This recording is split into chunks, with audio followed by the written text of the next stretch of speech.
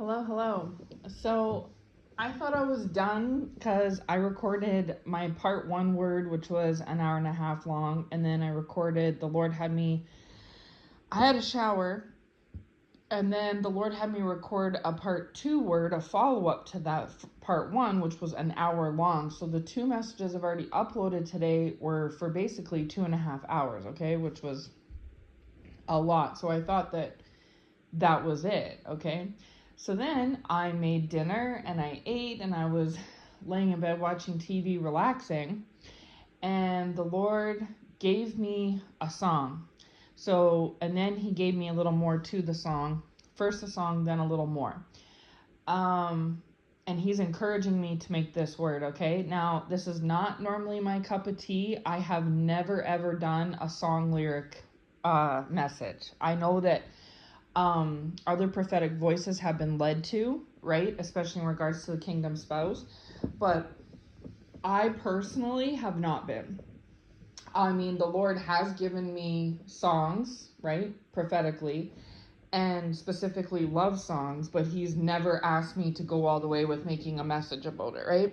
And it's probably also because He knows that that's not really my forte. Like, if He puts it on me and nudges me to put out a kingdom spouse word, I will do it. Whatever He asks me to talk about, I will, right?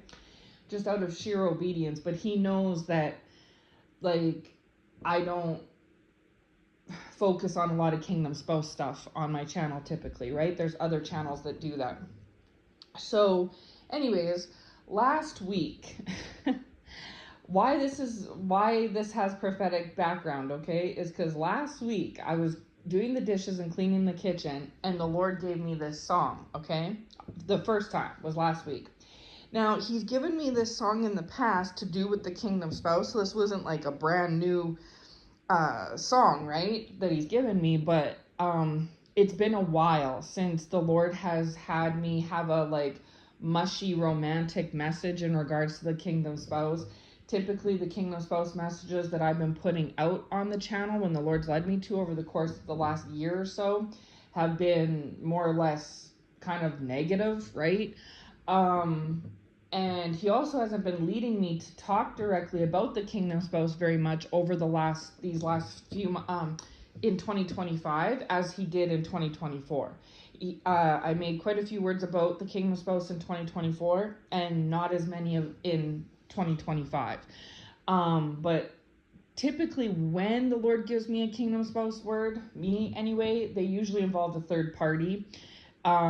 Because for whoever this message is for, if you have a kingdom spouse, and I'm gonna say right now that this message can be for men or women, like both men and women, but it's different because this message today that the Lord's giving me, this is more so about for a female, and this is always how the Lord usually gives it to me, right? Sometimes they're interchangeable, but usually it's always from the context of the female's perspective.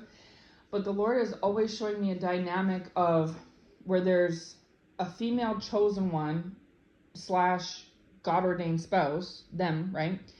And they have a God ordained kingdom spouse themselves. There's these two that are like, they love each other and they're God ordained, okay?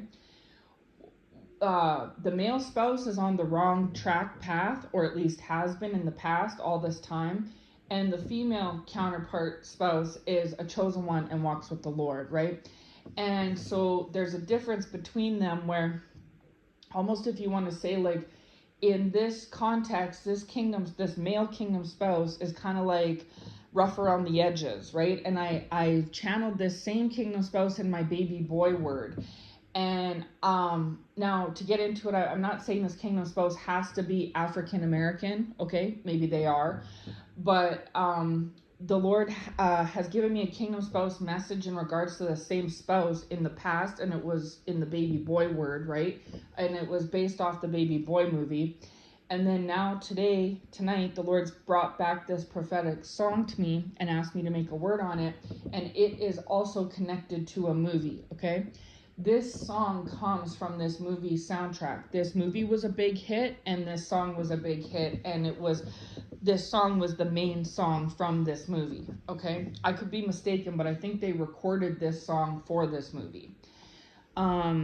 So and both I think Baby Boy came out in like 2001 ish. Don't quote, don't quote me if I'm wrong, but I'm pretty sure it was 2001. And the movie from this song also came out in 2001. Okay, and I double checked because I looked it up on Wikipedia, this movie. Okay, now I'm old, like I've said lots on this channel. Okay, so back in 2001, that would have been approximately 24-ish years ago, right? And so I would have been like 18 back then. Okay, so I was familiar at the time with this movie because it was like my genre, right? And so for those of you who are older like me, you'll remember this movie and this song because it was very popular. For some of you that may be younger, you may not know this song or this movie, or maybe you've heard of it but you weren't sure, right? So for some of you, you will kind of understand with the message in the song. Others of you may not, right?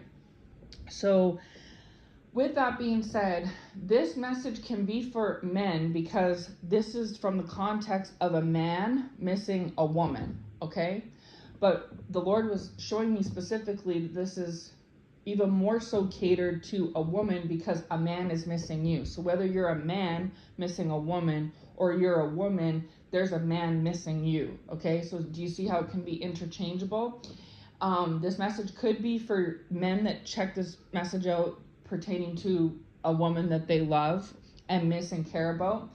And this message can also be taken more so from the context of a woman who has a man, your kingdom spouse, who loves you and is missing you, okay? Now, like I said in the beginning, the Lord he's given me kingdom spouse messages before, but typically when he hasn't really done that so much in 2025 as versus 2024. And the messages he has given me in 2025 have been, for the most part, like negative.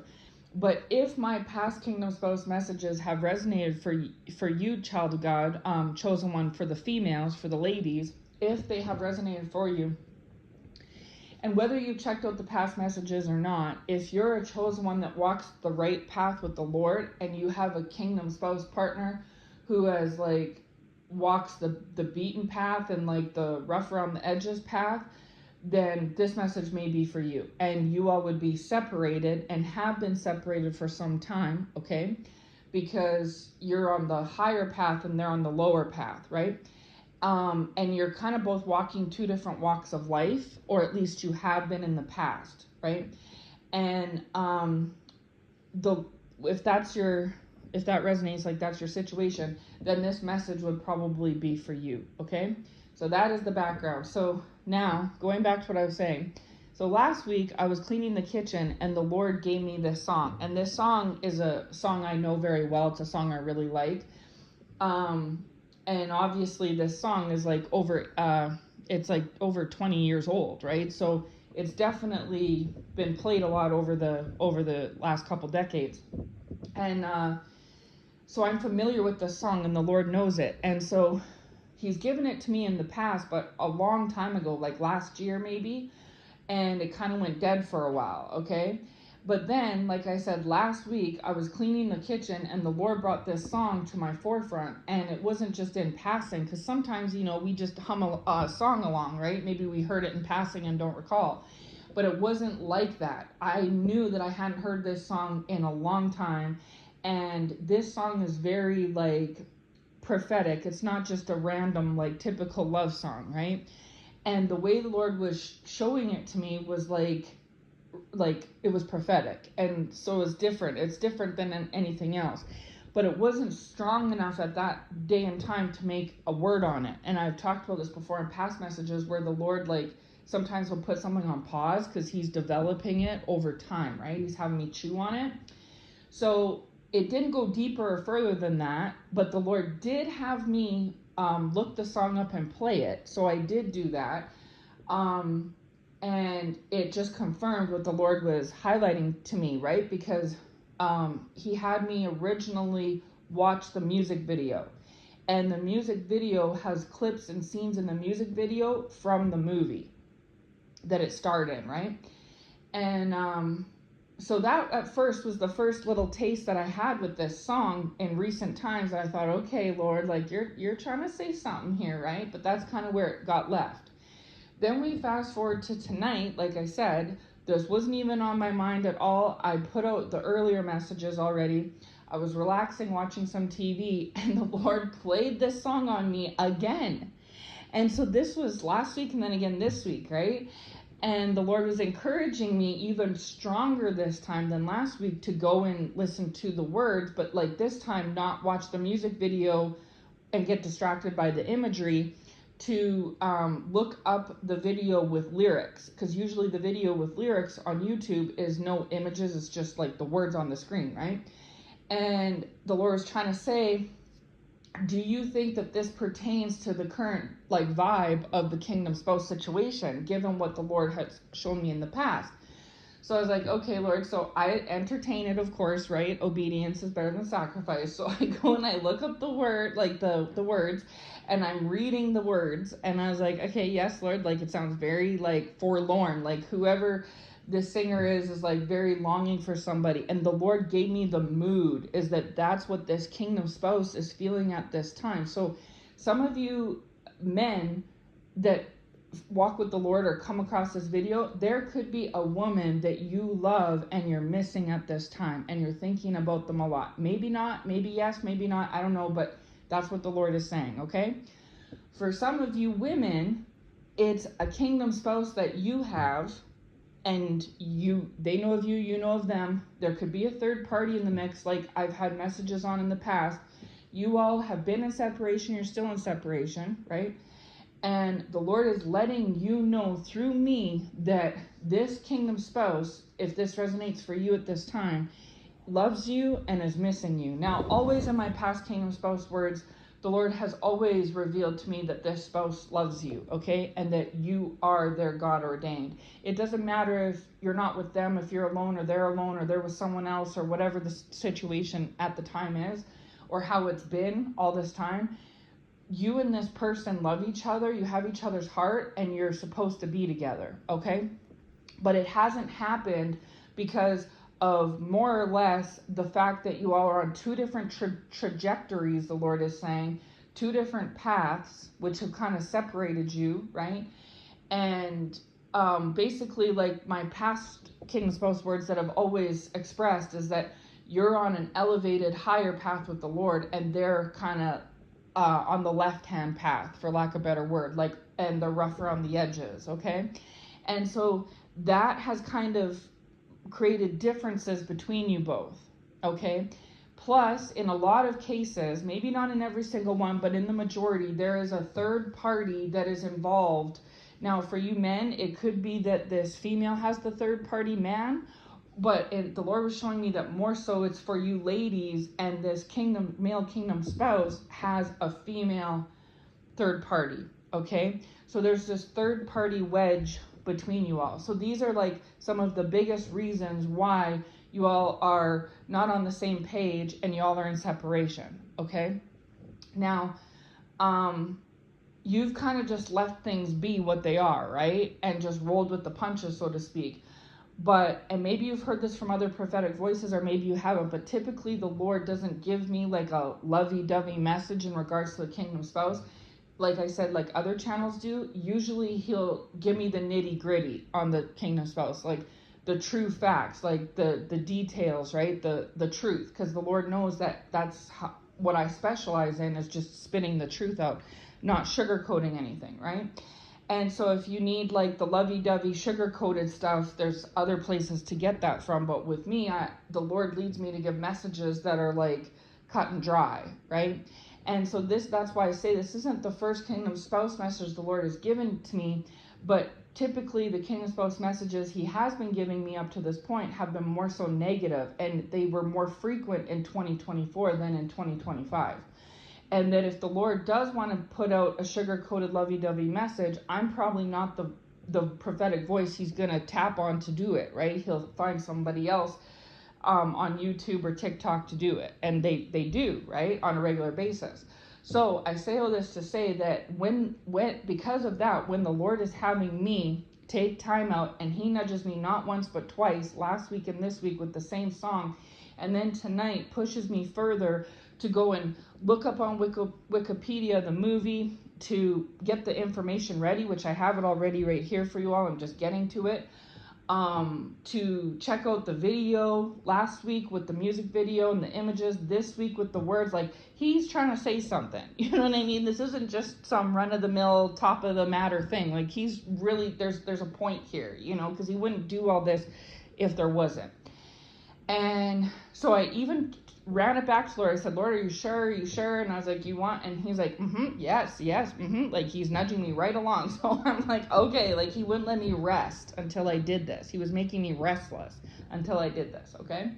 So here I am. So with all that said, without further ado, I have pulled up the lyrics to this song. When I say the song title, it'll be probably familiar to some of you and maybe not so much to others, right? Depending on your age and familiarity with the song. But I've pulled up the lyrics. I'm not going to sing it because I don't sing. I'm not going to even pretend to try. But I encourage you, if this message resonates for you, and you'll know if it does, because it may not be for everybody, right? But you'll know because the Lord will hit you right in the heart if this is for you, okay? And you can also take it back to him and ask him, and if he encourages you or nudges you to go and listen to the song, then, and you receive some sort of a positive note, like positive sensation, then this message was for you, okay? And again, I'm not here to tell anyone what you should or shouldn't do, I'm not going to read into it and get into maybe this, maybe that. I'm just going to stick to the basics of how the Lord put this song into, how it fell into my lap, how it came to be, and read the lyrics, and then talk a little bit about the movie, and then send you away with that, and then do with it what you will. Either push it off, it wasn't for you, or you're not interested, or for those of you that it's for, you eat, digest it, you eat from it, whatever is for you, you keep, right? You digest from it, and then you go with it with the Lord, you take it back to the Lord, or you look into the lyrics or the movie for yourself or whatever, right? To get your own interpretation for you specifically from the Lord, okay? So with that said, this song is called Crazy by KCI and JoJo, okay? Some people say Casey and JoJo, other people say KCI and JoJo, however it is. This song came out in approximately 2000, 2001, so it's about a 25-year-old song. It came out, for kind of the younger audiences, which, like I said, I fell into that category once upon a time, believe it or not. So like I said, that's what this song is, okay? It's titled Crazy by Casey and JoJo. So I'm going to get into the lyrics here. Just a second.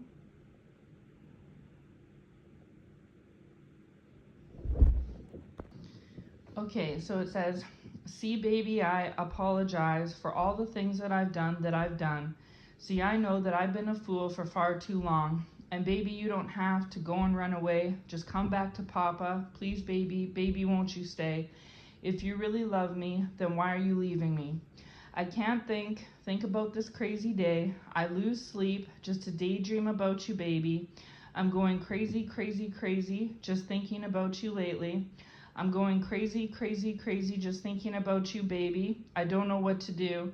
I'm going crazy, thinking about you lately. I'm going crazy when I can't touch you. Crazy when I can't hold you. Crazy when I can't see you again. Then verse 2 says, I finally realized that you are my true love, and I had a lot of time to think, and you're all I seem to keep thinking of. And now I know I need you each and every day. I can't live without you, so don't run away. Baby, you say that you love me, so why did you leave me? Why? And then repeats the chorus again. I can't think about this crazy day. I lose sleep just to daydream about you, baby. I'm going crazy, just thinking about you lately. I'm going crazy, thinking about you, baby. I'm going crazy, thinking about you lately. I'm going crazy, crazy when I can't touch you. Crazy, crazy when I can't hold you. Crazy, crazy when I can see you again. If I can see you, if I can see you, if I can see you, if I can see you again. And then it just ends pretty much there, okay? So, the reason why this song was significant, okay, is because the Lord gave me the song first, and this is why he had me so now that I've read the lyrics, okay, last week he gave me the song plus wanted me to check out the music video as almost like a refresher, right, to show the emotion. And as we know, back in the 90s, 2000s, people had all the emotion in the world, especially men, in their music videos, like for love songs, right? They're in the rain, they're crying, it's all the emotions. So the Lord had that happen, and then he showed me the video so I could see all the lovey-dovey parts, right? And then he left it. Then he resent it back to my forefront of my mind again today. And this time had me look up just the lyrics, because the Lord wanted me to focus on the words, right? Not all the fluff of the video, but just the words specifically. So I'm going to go ahead and break this down here. So this kingdom spouse, and I'm going to again talk from the context of a female that's receiving this message from the kingdom spouse male, okay? Even though I already said this could be for a man to a woman, but the Lord was showing me more so from like, you know what I mean, from a man to a woman, but not as the males. That sounds confusing. Not as the males for the female, even though that can apply. So maybe for you men, this is confirmation, right, of how you're feeling about somebody, but more so from a man to a woman. And so this is looking more so from this wayward kingdom spouse's point of view, with possibly this third party, towards you, chosen one, daughter of God, okay? That this is how, and if y'all have been separated and everything I've said up to this point resonates, this is how this kingdom spouse is feeling today, right now, as we speak, right now, today, about you, okay? And has been feeling this way about you for the last, few weeks, but in particular, the last week or two, okay? It's getting to the point, I'm getting the feeling that this kingdom spouse has been pining for you, daughter of God, for quite some time, okay? Probably for this whole summer. But you all have been in separation, right? And things just, there's not been any communication, and you all are zigging and zagging. You're not on the same page. But what's starting to happen is it's starting to really get to this kingdom spouse, because there's a million love songs in the world, and God could have picked any one of them. He brought this message out of the, dusty crevices of my mind, out of nowhere, just last week specifically, and highlighted it again today. So it's showing right there that this is something that applies to right now at this present time. It's something that's been ongoing since last week and this week, and it's not stopping. If anything, it's snowballing. It's growing, okay? These feelings, right? Not necessarily the feelings, just and so why the Lord had chose this song too is because you can hear when I read the lyrics, crazy isn't an understatement. You know how in some love songs they'll use words out of connotation and they try to exaggerate and whatever. No, this kingdom spouse is literally going crazy, okay? It's saying, sorry, I'm just going to go back to lyrics. Because the lyrics, like I said, the Lord chose this song because it pertains to this. It's not just random love song. There's key notes in this specific lyrical message that relate to what's going on with this kingdom spouse in regards to you, chosen one, at this time, okay? So he's saying, I apologize for all the things that I've done. I know I've been a fool for far too long. So this kingdom spouse may not have apologized to you for the things that they've done to you, daughter of God, okay? They owe you an apology, and they know it.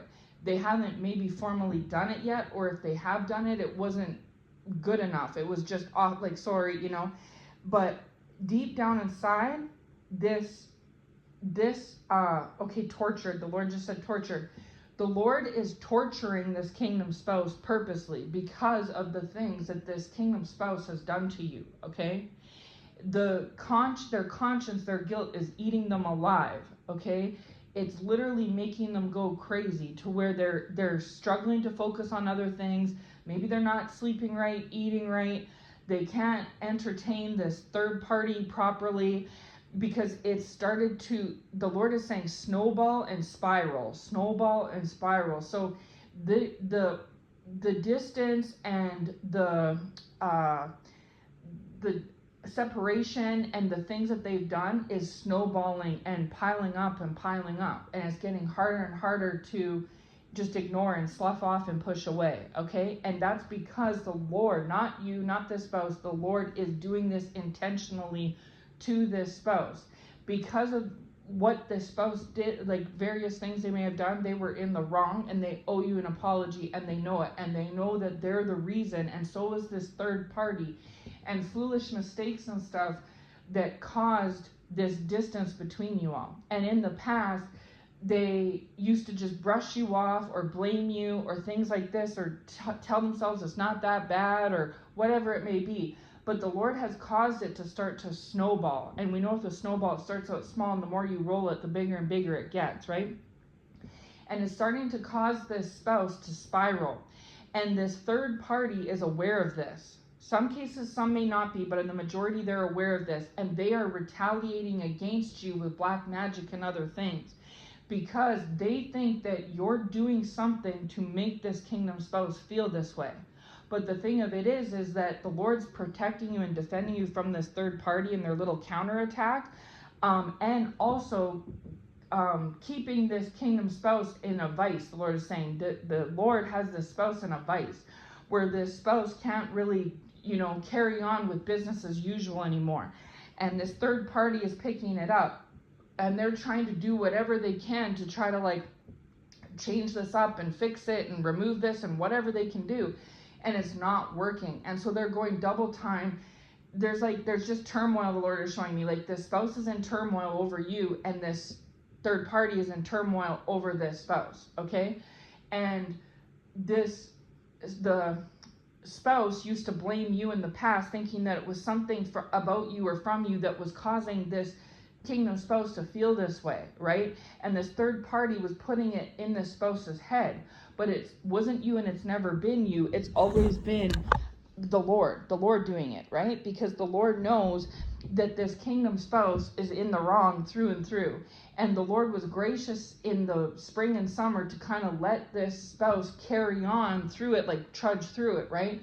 But no longer. It has snowballed over time and gotten bigger, and it's causing the spouse to spiral, and it's affecting the spouse and this third party, and the spouse's day-to-day life and this third party's day-to-day life, and potentially their situation together, okay? And so this third party is doing all the same things. The Lord is saying doubling down. So this third party is doing all the same things and doubling down on this spouse like they have in the past. But it's not working. It's actually working less than ever before. And it's because once a snowball gets too big, it can actually, the Lord is saying, cause an avalanche, right? It can cause an avalanche effect, and there's no stopping it. What started out as small grew and grew in size to where it's out of anyone's control. And so this is kind of how Lord is showing me is what's happening with this kingdom spouse. And so the Lord didn't just choose any lovey-dovey love song. He chose this one specifically because this spouse is going crazy about this, okay? And then, so I'm going to go back to lyrics. So then it's saying, and then, see, the spouse is starting to see the truth, okay? Because the spouse is saying, I know I've been a fool for far too long.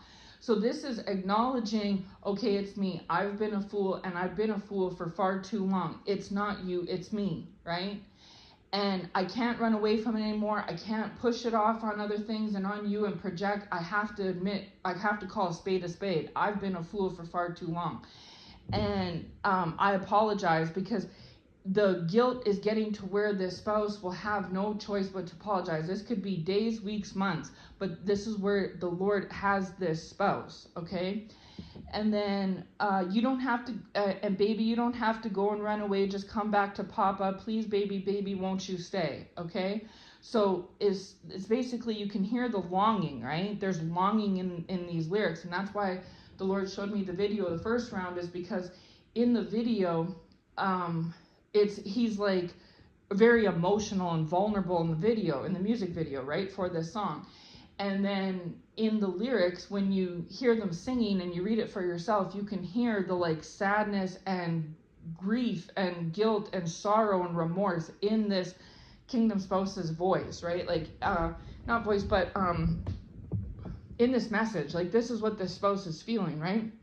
And he's saying, please, baby, won't you stay? Like almost pleading you to stay. Don't leave. Come back. Don't move on. Don't leave me behind. Don't leave, carry on without me, right? And saying, if I'm confused, because if you really love me, then why are you leaving me? This spouse knows that you love them. And so they don't understand. They're starting to come to terms in full circle and realize, okay, I love this person and we're not together. I've been a fool and I've messed up. No one else did wrong. I did wrong. I owe them an apology, no matter what anyone else says or does, right? And if they really love me, and I know they do, then why won't they stay with me? Why are they leaving me? Why are they going away? Okay? And there's so much, like, everything. The Lord's just showing me like a whirlwind of emotions, like grief and sadness and sorrow and remorse and guilt and everything all rolled into one. And it's causing like almost a pleading, longing feeling, right? Then it goes on to say, I can't think about this crazy day. I lose sleep just to daydream about you, baby. So this kingdom spouse, during the day when they're awake, they're thinking about you. They're daydreaming about you. And then when they sleep at night, they're dreaming about you at night, if they can even sleep, because they're losing sleep. So think about it. They can't sleep, and this has been going on for days. And every day seems crazy. It's like, there's no escape, morning, noon, and night. It's like this vice that they're in, okay, like the Lord was saying. And so during the day when they're awake, all they do is think about you and daydream about you. Then when their day is done and they're tired, they try to go to sleep because they need sleep. They haven't slept much in days, and they can't sleep for another day in a row. And when they do sleep, when sleep comes, they dream about you at night. So it's snowballing, right? These feelings and thoughts, and it's repetition. The Lord is saying, hallelujah, over and over, repetitive, day after day after day. That's why he says, I can't think about this crazy day. So every single day, this spouse is feeling crazy, like not right, just off, out of sorts since you've been gone, okay? And this isn't new, they've been feeling like this for a while now, but they were able to distract themselves or slough it off or whatever. But no, the Lord says, just like how a snowball starts out small at one point and you keep rolling in, it builds and builds and builds, it builds up. This is what the Lord has done. And so this is the work of the Lord, not you or anyone or anything else, okay? And it's causing the spouse to spiral, and the spouse is noticing, and so is this third party, but this is intentional because this spouse did wrong. It doesn't matter if they felt justified, if you did this, that, and the third, if other people cheered them on and went rah, rah, rah. They did you wrong. They were a fool, and this is a long time coming. They did this a long time ago. They were a fool to you. They made mistakes. The Lord was gracious to them, and they've been able to kind of carry on with their life and do the wrong thing ever since, right? And they owe you an apology, and they haven't given it yet, right? And so the Lord is going to cause them to be in this tumultuous energy until they basically clear their chest and clear their mind and make amends, right? And if they don't do it, there's no one forcing them, but they're going to continue to spiral, and it's going to continue to snowball until they do, right? The Lord is telling me it's kind of like when somebody does a really bad crime, like a murder or something, it'll be on their guilty conscience until they confess. And I've seen this on true crime shows before where they keep it inside for so long, and then eventually the police dig and dig and find a clue, and it's too strong to explain, and they squish their head a little too much in that vice. They just choke them a little too hard, and then the person caves. And once they cave, it just blows out, and they tell everything. They're crying and everything because they have been keeping it inside for so long that it was truly only just eating at them, right? And there was this drive to clear their conscience, but they couldn't do it for XYZ reasons. And then when their head gets, the Lord is showing me, like, head squeezed like a grape, too much, they cry uncle, and it all comes out, right? That's kind of how the Lord is showing me. He's putting the pressure on this spouse like they would in that kind of a scenario, right? Until we're going to squeeze you until you burst, so to speak, okay? Then it goes on to say, I'm going crazy thinking about you lately. I'm going crazy thinking about you, baby. I don't know what to do. I'm going crazy that I can't touch you. I'm going crazy when I can't hold you, crazy when I can't see you again. So there's all that. Plus, this spouse hasn't seen you in a long time, right? And this is causing them to go crazy. The fact that they haven't touched you, talked to you, seen you, held you, anything, okay? Because this person loves you. And so even though they've tried to act like they don't to themselves and to you and to others, even though this third party has maybe tried to force things to go in a certain direction, at the end of the day, and I've always said this, I even said this back in 2023 and 2024, this spouse loves you, right? No matter how much time goes by, no matter how great and wonderful other women are or other individuals, this spouse, you have their heart and they have yours. And so they can push it off for some time, but as this escalates and presses them even harder, it's starting to really get to them. The more distance and time that's between you all, they're thinking about you all the time. They've been really thinking about you lately, like more, they have all summer, but even more so in this last few weeks than usual. They're thinking about you, and they're going crazy because they can't touch you, hold you, or see you, okay? And they're wondering, when can I see you again? When can I hold you again? You know, when? Is it going to be in a day, a week, a month, a year, 10 years? Never when, okay? So they're really stuck on this when. And so it's kind of like if ... when ... It's not a matter of if, but when, the Lord is saying. Hallelujah. Because the Lord was showing me the word if ... right? Like if, and then, but this is when ... like when. So this spouse is longing, wanting to know when can I see you? So the only remedy for this spouse is you. Until this spouse apologizes to you, sees you again, touches you again, clears the air again, they're not going to be able to sit right, okay? The Lord is showing me someone who wants to lay down. They lay down, they want to stand up. They stand up, they want to sit down. They sit down, they want to lay down. They lay down, they want to walk around. They want to sit down. Like they're restless. They're restless. There's pressure and anxiety, and they're restless because they're not sleeping right. They're not eating right. They're not able to focus on other things to take their mind off you. During the day, they think about you. At night, when they sleep, they dream about you. And all they want to know is when. When can I hold you again? When can I see you again? And this is all encompassing. This is all it is. And this third party could be noticing this, and they could be in there trying to say, oh, just forget about them, or, oh, she's not this, or making stuff up about you, saying that you're doing this to them, and that you're a terrible person, and that you did this, that, and the third, and then trying to distract them with hobbies that they may like. Let's go to a movie, let's watch a movie, let's, go for a walk, whatever it is. And this spouse is just, they're spiraling, okay? Like it says, going crazy.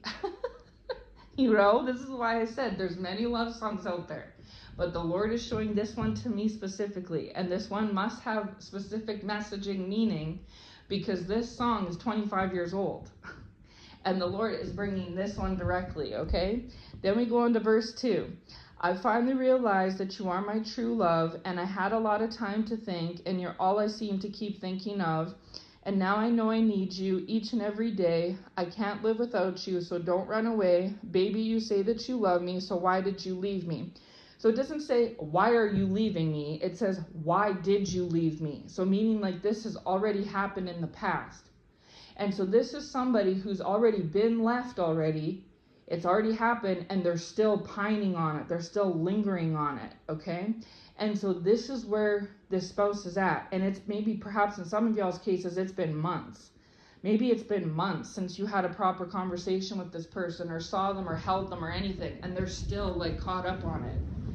You've moved forward, they've moved forward, but they haven't moved on. They may have moved forward, but they haven't moved on. You see, despite this third party's best efforts to make them move on. So the spouse is saying, I finally realized that you are my true love. So the spouse has always known deep down that you are their true love, but the Lord is bringing it to their full command attention, like, ding, ding, ding, wake up, hello, this is your true love. Like, wake up call, you know what I mean, to the fact that you are this person's true love. So they finally realized it, and the word finally, because this was a long time coming. Maybe you realized this like 5 years ago, and you've just been sitting out here holding the bag, and now they've finally realized it too. It's dawned on them. They've had an epiphany during the separation that you are their true love. Not just a love, not one of many loves, not someone they care about, but their true love. And they've had a lot of time to think, and you're all that they seem to keep thinking of. So they've been in relationships in the past where they've been broken up with before, and they know what it's like to miss somebody after the fact, but over time it goes away, right? As we all know, when we've been split up with our counterfeits. And they've been waiting for this to come, but it's not. It's actually getting worse, not better. It's not dropping off, it's actually snowballing. It's the opposite reaction that they've ever had, right? And so, you know, they say time heals all wounds. It's the opposite. Time is making this wound worse, is what the Lord is saying. Hallelujah. And I've had a lot of time to think. So this person thought that all they needed was time away from you, and if they took more and more time where they didn't hold you or see you, the more that this could stop and go away like it has in the past with other counterfeit relationships, right? But it's not. And they've purposely been given a lot of time by the Lord and created a lot of time themselves. Y'all should have been separated for weeks, but they made this go months just to try to iron some things out and straighten some stuff out, right? Or maybe should have been months and it's been years, okay?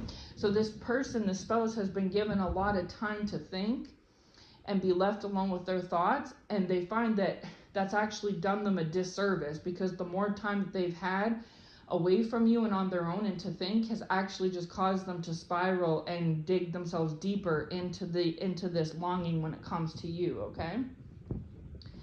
So then it says, and now I know I need you each and every day. I can't live without you, so don't run away. So again, they're coming to the realization that they don't want to go anywhere, right? Don't run away, don't leave, don't run off. And again, it's that pleading energy, right? Desperate, the Lord is saying. Hallelujah. It's like despair and desperation in one. And lost my place. Now they know they need you each and every day. So they can't maybe in the past they came around you once or twice a week, once or twice a month, whatever the frequency was. But now they're starting to see that no, they need to see you and hold you and talk to you and be around you each and every day, every single day, right? Every day that ends in Y. Not just once in a while, not just weekends, not just the odd Thursday night, but like each and every day they need you, okay? Because when they don't have you, it's like almost like not having a drug is how the Lord is showing it to me. It's like that desperation, that need, okay? It's a void that only you have, that nothing else can fill, that you give this person, okay? I can't live without you, like it says, yeah.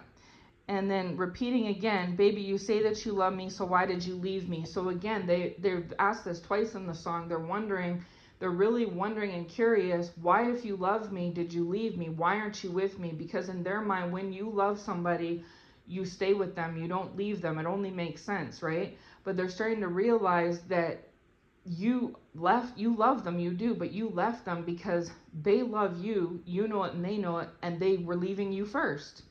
So they gave you no other choice, right? And so now they're starting to not just that, but understand your point of view versus their own. They're starting to see your point of view in this whole situation. And then it just repeats again. I'm going crazy, crazy, just thinking about you lately. When I can't touch you, when I can't hold you, when I can see you again. If I can see you, if I can see you, if I can see you. If I could see you again, I go crazy, right? And so that's pretty much the end of the song. So it ends there. So it's basically just showing that this is what this person is feeling at this time, right now, today, as I deliver this message, okay? It's not going to get any better. Time will not make this better. You know, no spell or trick or whatever that this third party does is going to make it any better either. This third party can stay and watch this and try and put their hands in it like they always have, and it's not going to make a lick of difference. Or this third party can collect their baggage and leave, and it's not going to make a lick of difference. It really doesn't matter what this third party does. Their hands are tied. If they stand and watch on the sidelines helpless, there's nothing they can do that can change this. And if they take off, there's nothing that can change this. And so at this point, why the third party is starting to realize that they're powerless and helpless in the situation. And so they're just staying in the mix. If there's a third party involved, of course, they're staying involved and in the mix because they feel like, well, I'm damned if I do and I'm damned if I don't. So in my reasoning, if I leave this person, then the door is wide open for them to go be with this counterpart, yourself, chosen one, right? And so they feel like they're better to lose a finger than a hand. So they'll, even though either way they're going to lose something, they're either going to lose a finger or a hand. Either way, it's a loss. They can no longer salvage anything any further. They know this. They've come to the terms of this. So they would rather lose a finger than a hand. So with that said, when they weigh out apples versus oranges, they think, okay, well, since I'm helpless in this situation, I've tried everything I can, I'm just going to ride it out and stay and hope that maybe something will work out or go in my favor eventually, like it has in the past. But the Lord is saying the only reason it happened like that in the past is because he allowed it. But he is behind this. And this is where the kingdom spouse and this third party have been mistaken in the past, is because they believe that you're behind this longing and this spiraling and snowballing, right? But you're not. There's nothing that you've done. You're literally moving. You've left this person. This third party wanted you out of the picture. You are out of the picture. You've left the situation, like the song says. You've ran away. You've moved on.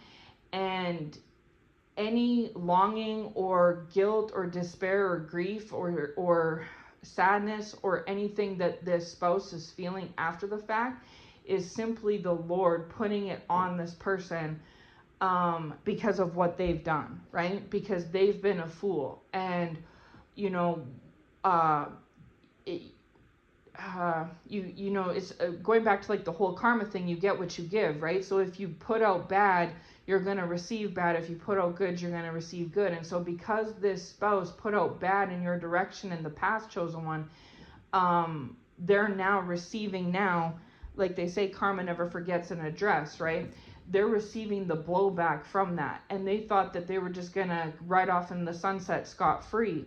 And this is what this third party thought too. And they're discovering no. And so they think because it's been some time later that it must be you causing this to happen, like as if you could, or that you would, or that you would want to do this, you know what I mean? Especially after all this time. And it clearly in the song, the spouse is acknowledging that you've moved on, like you're moving forward, you've left them. So then why would you, and this third party knows it, and so does the spouse. So if that's the case, which it is, then why would you turn around and do this? You know, it just doesn't make sense. You're walking forward and backwards at the same time. You know what I'm saying? It's not you, it's the Lord. Because this person made mistakes. And at the very bare minimum, they owe you an apology, and not just sorry, but like a real true blue apology.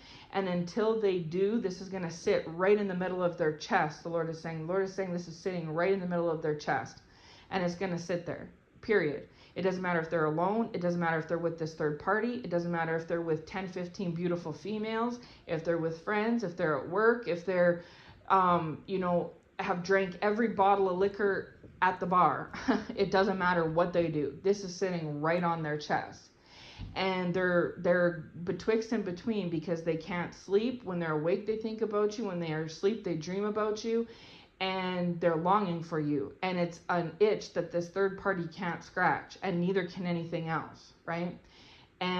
But meanwhile, you're in your neck of the woods in peace and in rest and in joy, right? Like we've talked about before.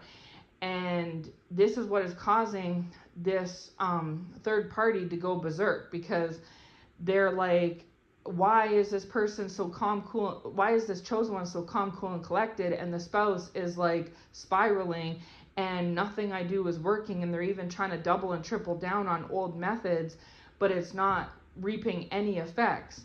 And if anything, it's making things worse, the Lord is saying. Truthfully, what would be ideal is if this third party would just go away, honestly. But this third party is not going to do that, because this third party feels like either way it's a loss. And so they would, at the bare minimum, rather just hang by a thread so they can be a wedge versus leave the door wide open for you and this person, okay? But what this third party doesn't understand is that this isn't in any human's hands. It's not in your hands, it's not in the spouse's hands, and it's not in the third party's hands. This has grown and escalated and snowballed out of y'all's hands.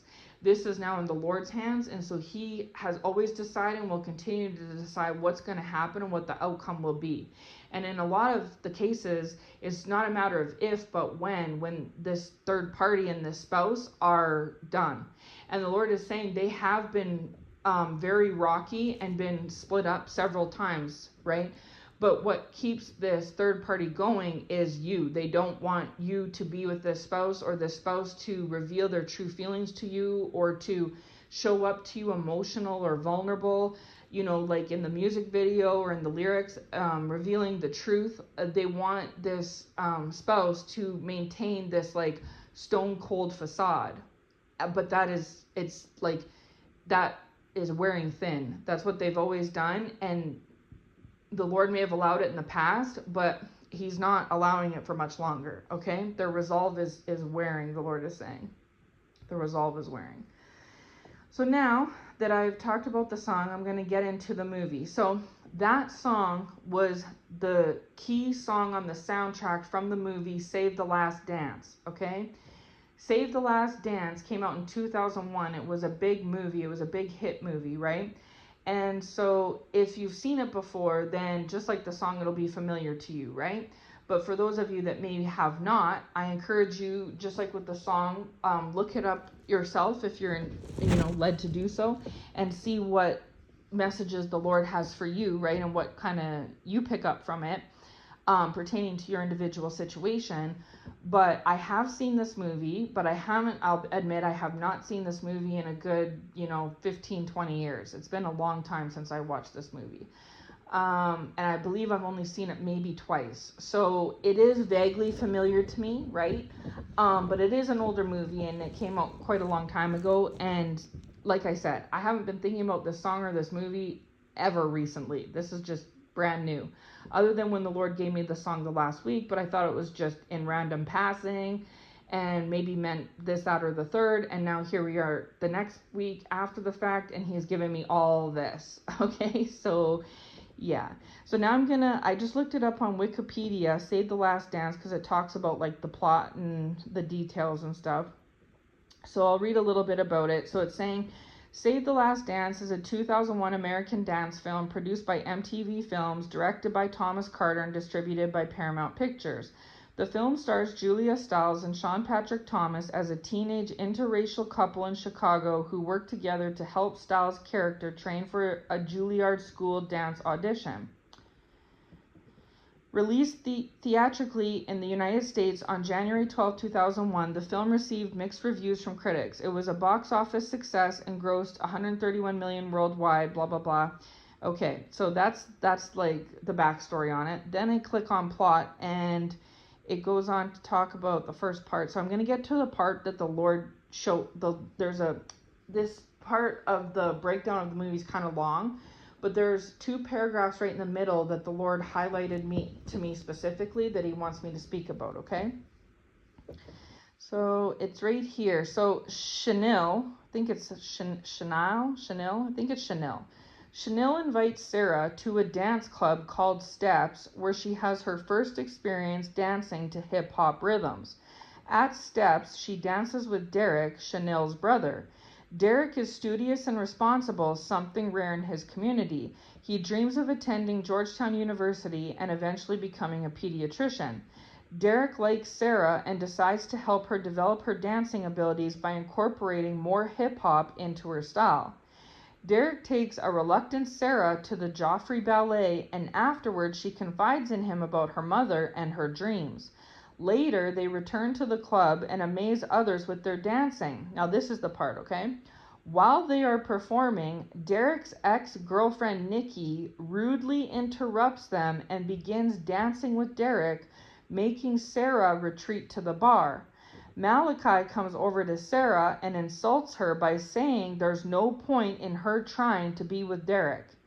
Afterward, Derek returns to Sarah and apologizes for him pairing up with Nikki. Sarah accepts his apology and they return to Roy's apartment.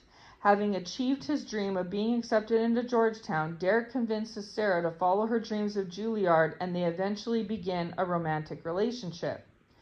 At school, Nikki, Derek's ex, picks a fight with Sarah during gym. At the clinic, Chanel tells Sarah that while she did not approve of the fight, she can sympathize with Nikki's bitterness. Because of this hurtful conversation, Sarah and Chanel's friendship becomes strained and Sarah breaks up with Derek as the backlash becomes too much for her to handle. Meanwhile, Derek deals with his friend Malachi, who is deeply involved in gang lifestyle that Derek is trying to leave. Derek agrees to help Malachi, blah, blah, blah.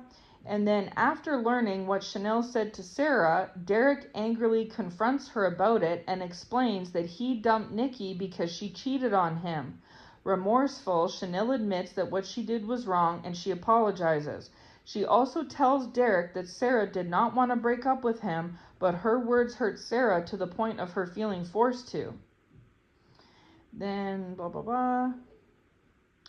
Derek arrives at a crucial point in Sarah's performance to offer her encouragement and moral support. Afterwards, Sarah is accepted into Juilliard and rekindles her relationship with Derek. Okay? And so that's pretty much the end. So there's more to it, but those were the key points the Lord wanted me to read, all right? So the reason why the Lord had me read all that before I recorded the message and read it now to you all is because as you can hear in there, it talks a little bit about the story of what I was already saying, is that so in the movie, Derek is like a good guy, but he's trying to get on the right track, okay? He comes from like bad stock, so to speak, where they're like involved in like the rough around the edges lifestyle, okay? And he's trying to rise above that, but it's difficult because he has his sister who's kind of pulling him in, and then his best friend who's still caught up in the bad lifestyle trying to pull him in, and all of this, and he is trying to move forward and rise above this to be on Sarah's level, right? And I'm not trying to say one's above one or one's below one. I'm just telling about the movie, and again, the movie explains it better than I do, right? If you want to try and find it to watch it. But Sarah is like kind of like on a higher path, right? Kind of like you, chosen one, daughter of God. You're on the higher path, and Derek has feelings for her and falls for her, and she falls for Derek. So they have these feelings for each other. But Derek comes from a rougher lifestyle, right? But it's not that he's trying to lay down with the dogs and wake up with fleas and be down in the trenches with everybody. He's trying to rise above it. But he kind of has to sink or swim. That's his choice, right? He can lay down with everybody else and say goodbye to Sarah, or he can rise above his past and where he comes from, his roots, so to speak, and rise above it and meet Sarah on the level she's at and go and have a happier life ahead, right? The choice is ultimately his of what he's going to choose. And so the movie shows a little bit of struggle for Derek between these two. And so as we know, Derek would be like the kingdom spouse, okay? And you would be like Sarah, chosen one, daughter of God, okay? And so you are like that where you have feelings for this person, they have feelings for you, but you're on this different path, different trajectory than they are, right? But they're not choosing to lay back, even though they fall down sometimes, they're wanting to rise above and move onto bigger and better things into the future with you, okay? Because you're where their heart lies. However, there was people that were against them being in a relationship, people that didn't think it was the right fit because they came from two different, life paths, okay?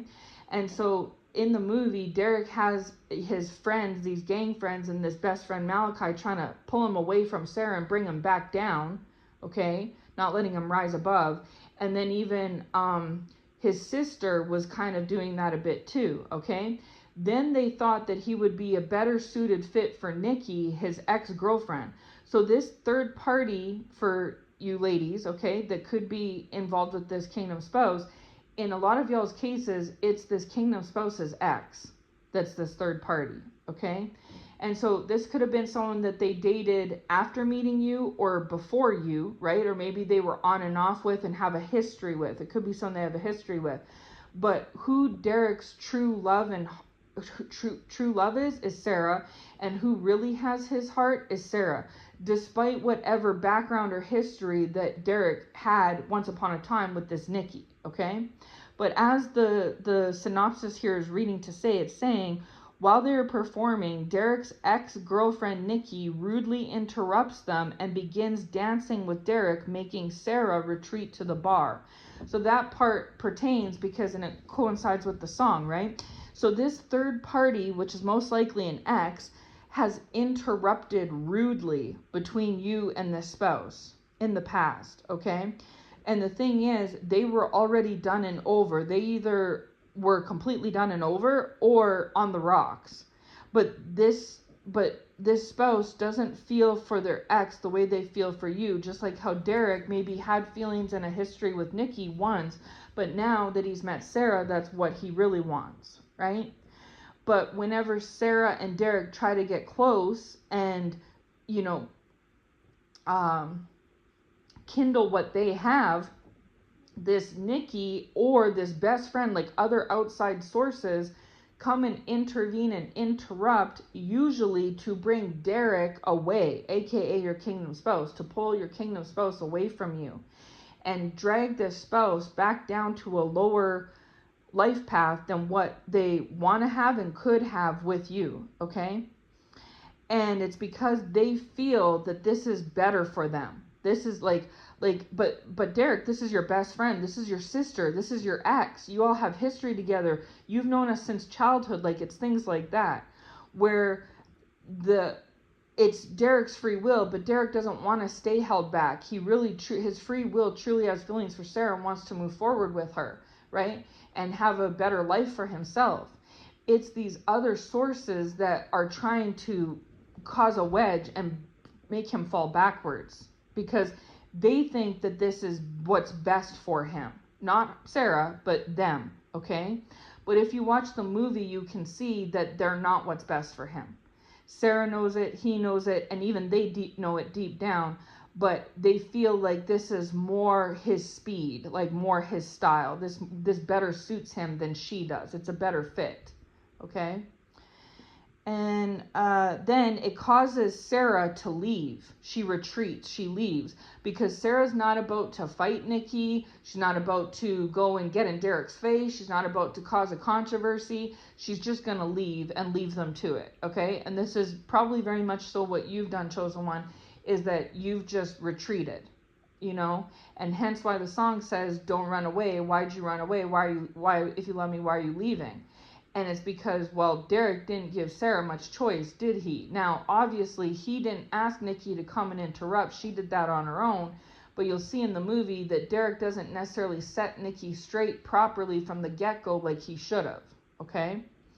Then it says, then on top of that, then Malachi, which is Derek's best friend, comes over to Sarah and insults her by telling her there's no point in her even trying to be with Derek.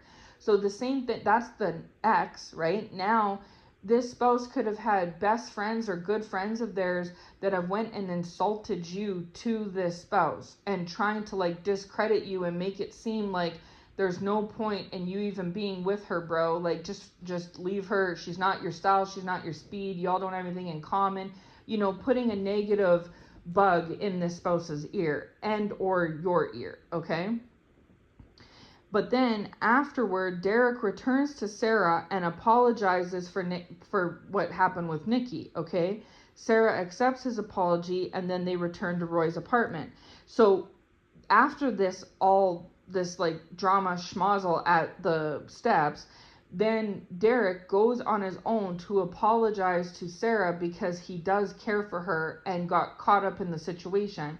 And because of that, because he wholeheartedly, caringly, respectfully apologized and meant it, Sarah knew she forgave him, right? And this is where we're at with this spouse, is that what happened the night at Steps, this is where this spouse is still at. They're caught up in this. And they're starting to see, just like Derek did the next day, wow, this didn't go how I wanted or how I thought. Maybe I did play a part and I owe an apology here, right? And if this spouse apologizes well-intentionally, you will forgive this spouse like Sarah did, okay?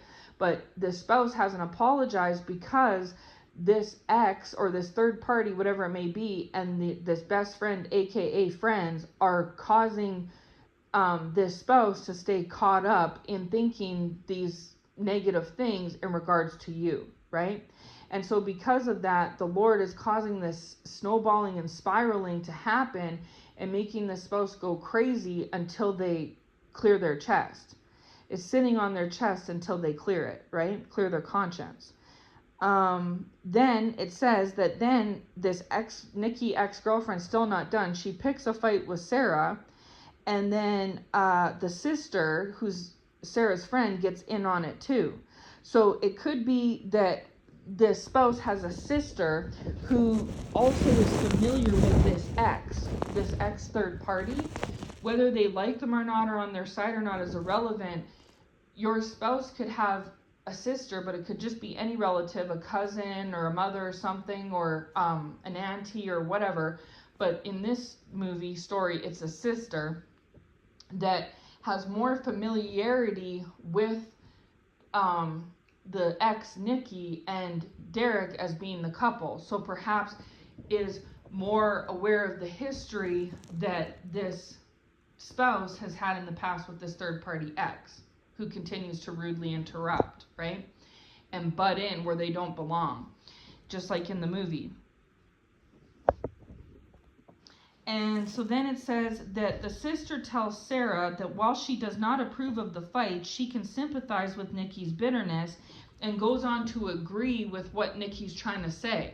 So while she's not fully on Nikki's side and agrees with what she did, she can see where Nikki's coming from, because perhaps Derek and Sarah are not the right fit for each other. And so I hope we're seeing here, there's a third party ex that's involved, okay, that's trying to ruin things or crinkle things up. Then there's the best friend, aka friends, right, and past rough lifestyle that's trying to pull them back and get them caught up and express negativity in regards to you, chosen one. Then there's the sister, and Derek is close with all three of these people in one way or another, just like your spouse may be. Then there's the sister / relative who's also throwing in her 2 cents and saying her thoughts on the situation, right? And so then this causes, because Sarah is feeling ganged up on, Sarah feels like, okay, I got your ex trying to budge in, I got your best friend / friends trying to budge in and insult me to myself and to you. Then I have your family members basically saying the same thing and taking your ex's side in a roundabout way. I am just good. You know what I mean? I'm just going to move on with my life because I am on this higher path where I'm going to dance school and I have my own dreams and my own aspirations and my own things to move forward to. I would love to be with you, but I don't need this, right, in my life. If I have to come up against this much opposition, then it's not worth it to me. So I'm just going to cut the ties and move forward, which is basically what happens in the movie, okay? Because then it says, Sarah and Chenille's friendship becomes strained, and Sarah breaks up with Derek as the backlash becomes too much for her to handle. So same thing, you could have left this spouse, like the song says, and ran away because the backlash of trying to be with this spouse was just too much to handle.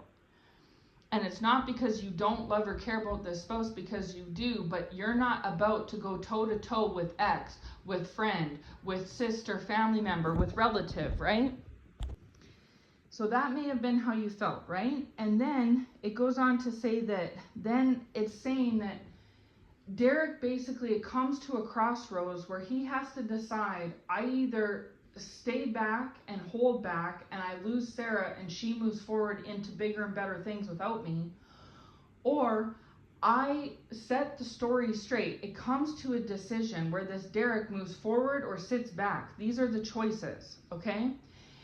2 steps forward, 2 steps back, the Lord is saying. Hallelujah. So this spouse has been maybe going forward, back, and kind of in between, right? You 1 minute, and then this past, and these past people the next. And the Lord is saying it's going to come to, the Lord is purposely causing this craziness to happen, the spiraling and snowballing, so that eventually it gets to the point where this spouse has to make a decision one way or another. And if this spouse decides to sit back with these friends and these family members and this ex-partner or third party, whatever it all may be, this spouse is not only going to lose you, you're going to go forward and move on to your dreams and move forward without them, okay? And probably be with somebody else. And not just that, that's not where it stops. Then the spouse is going to go into stagnancy. They already are in stagnancy. They are not going to get to move forward. So if this third party thinks that if you move on with your life, that things will just go back to butterflies and rainbows with this spouse, they're wrong. That's not going to happen. Because the spouse and this third party had their own rocky situation and history and relationship before you even came onto the scene, chosen one. So they're not a proper match as is, whether you're around or not, okay? And so ultimately it's going to be Derek's decision if he's going to sink or swim. And if he moves forward with Sarah, he'll swim. And if he doesn't, he lets her go off on her own, he is going to sink. There is no winning or moving forward without her. He's just going to go back to the poor lifestyle that he was entrenched in before he even met her, right? And deal with a best friend / friends that are just trying to hold him back. And deal with an ex who's just rude and doesn't truly care about him, just wants to mess things up for him, okay? So the choice is ultimately his. Now, in the movie, it goes to show that in the movie, and the description goes on to say, that Derek chooses to set things straight and move forward with Sarah, because that's where his heart is. And so the Lord has given this spouse ample time to make this decision and to think. Like the song says, I've had a lot of time to think, right? So the Lord has graciously given this spouse a lot of time to think about, do I want to sink or swim? Do I want to move forward or move back? What do I want to do here, right? And the time is up, and it has been up for a while. So what the Lord's doing now is starting to cause this spouse to go cuckoo, crazy, until this spouse figures out, does the right thing, moves in the right direction, okay? And so it goes on to say, meanwhile, Derek deals with his friend Malachi, who is deeply involved in the gang lifestyle that Derek is trying to leave. Then, after learning what Chanel said to Sarah, Derek angrily confronts her about it and explains that he dumped Nikki because she cheated on him.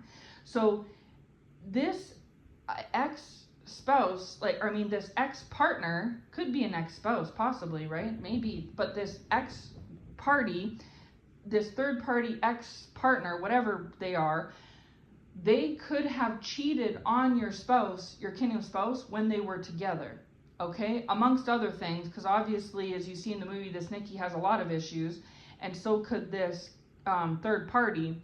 But perhaps in the past, one of the reasons why they were rocky, aside from you being in the picture, aside from you, is because perhaps this third party, this ex-girlfriend or whatnot, whatever it is, has cheated on your spouse, your kingdom spouse in the past, okay? And Derek gets real and confronts and gets straight with Malachi and with his sister and with Nikki. Derek decides to move forward, so he puts them all in their place. He gets straight with the best friend, he gets straight with the sister, and he gets straight with the ex. And he basically confronts them all angrily and gives them his peace of mind, okay? And because of that, they back down and back off. And that could be where this spouse is stuck at this time, is that he's not getting straight, or hasn't to this point, with all three of these individuals, the family, the ex, and the friends, okay? And maybe this is what another reason why the Lord is causing spiraling and this craziness, is so that it forces this spouse to make a decision one way or another. And if they're deciding this way, that they, take care of business, right? And fix these situations and cut ties. Then it gets to where she says, Shaunyl encourages Derek to reconcile with Sarah, admitting that she knows that Sarah is in love with him, and she also warns Derek not to follow Malachi, the best friend, because he may lose his chance to attend Georgetown and his future if he is arrested, okay? So then Derek meets up with Malachi and tries his best to stop him from carrying out any wicked plans. Malachi refuses, and this causes Derek to turn on him, okay? So Derek tried his best in all these situations with these people. Because of their history, he respected it, but when push came to shove, they were messing up his opportunity, and he saw it for what it was. And when he tried to help and stop his best friend from making a mistake, the best friend didn't want to listen to him, and it caused controversy between the two of them. So it made Derek's decision pretty straightforward and easy, right? Then the sister ends up having an epiphany of her own and realizing that he loves Sarah and Sarah loves him, and says that, basically says, look, you're my brother, I care about you. Forget about all the past history and everything. I don't want you to mess up your life, and I don't want you to lose out on someone that you care about and that cares about you. She puts his best interest front and center, right? And then he basically tells the ex to kick rocks, right?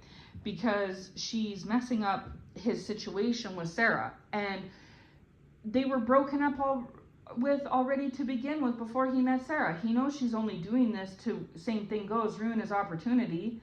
And despite whatever has happened with them, it hasn't changed his feelings for Sarah. And also, he doesn't want to lose out on $1 by messing around with a dime. And I've used this analogy a lot of the time, is he knows that there's the unknown, is what he knows what's up with his ex. He knows what kind of relationship they've already had, that they don't mix well, that she's just a placeholder when he's not with Sarah, and that she was a cheater. She cheated on him. They had their own rocky path, right? But with Sarah, it's unknown what could come and happen. And all he knows is he's missing out on a good thing, possibly, and he can't have it, right?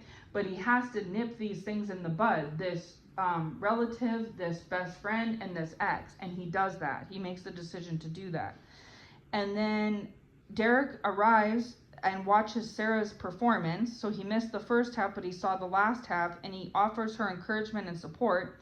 And then after this, Sarah's accepted into the Juilliard dance school she was trying to get into, and she rekindles her relationship with Derek because they had been broken up until that point. And Derek, Shaunyl, and their friends meet at... the film closes as Sarah, Derek, Shaunyl, and their friends meet at Steps to celebrate Sarah's successful audition. And then it pretty much ends after that. So it shows that Derek cut off the bad and kept the good. He knew that Nikki, his ex, was no good for him, so he cut that off. And it had nothing to necessarily do with Sarah. It's just they had their time, and it didn't go right because it wasn't meant to be, right?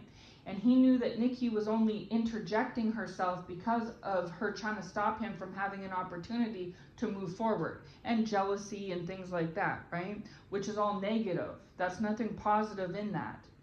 And then also ended up, not intentionally, but it worked out to where his best friend got cut off from him because his best friend chose their old lifestyle, the old wineskin, the alternative way how they used to live life. And he doesn't want that. He wants to step into his new wineskin. And Sarah stepped into hers, and she's expecting him to step in his. And if he's to have any future for himself or with Sarah, he needs to step into his new wineskin, because the old wineskin is done, right? It's over. And so anyways, so that's pretty much the context of the movie there, right? And then they go off to live happily ever after like they do in all these movies, right? So if you watch the music video for Crazy, you will see what I'm talking about how there's like, it shows clips from the movie in it, and there's like vulnerable and emotional imagery, right? Which is how the Lord was showcasing that the spouse is feeling at this time is similar to like a 90s, 2000s movie and music video and love song.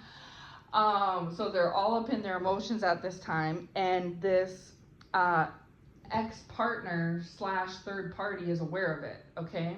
And they're trying to do things to interrupt whatever this is, and they can't. It's not working. And this isn't new. This has been an ongoing thing, right?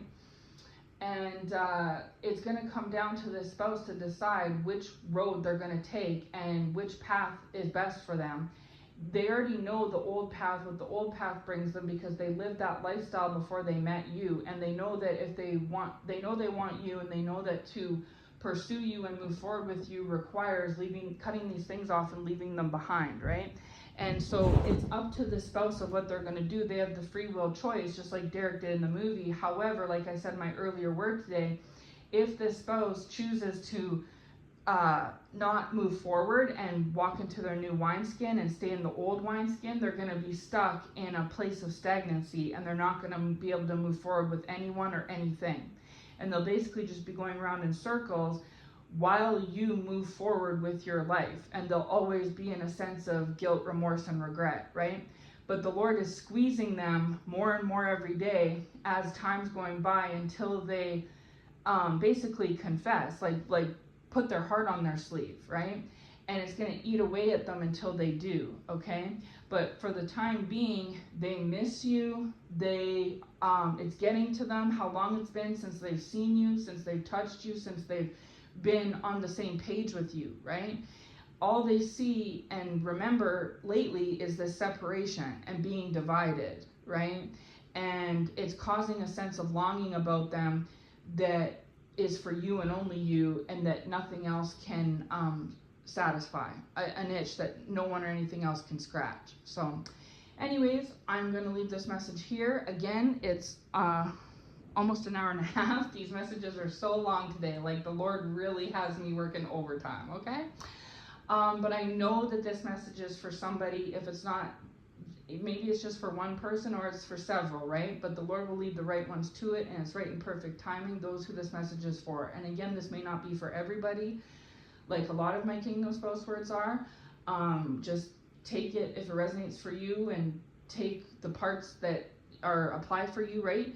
And as always, take it back to Lord. And I encourage you to check out the song, the video, the movie, whatever have you, to see what maybe like insights the Lord has in there for you specifically, right? Because we all have, I just speak generally, but there's specific, unique, individual relationships and dynamics with each and every one of us, right?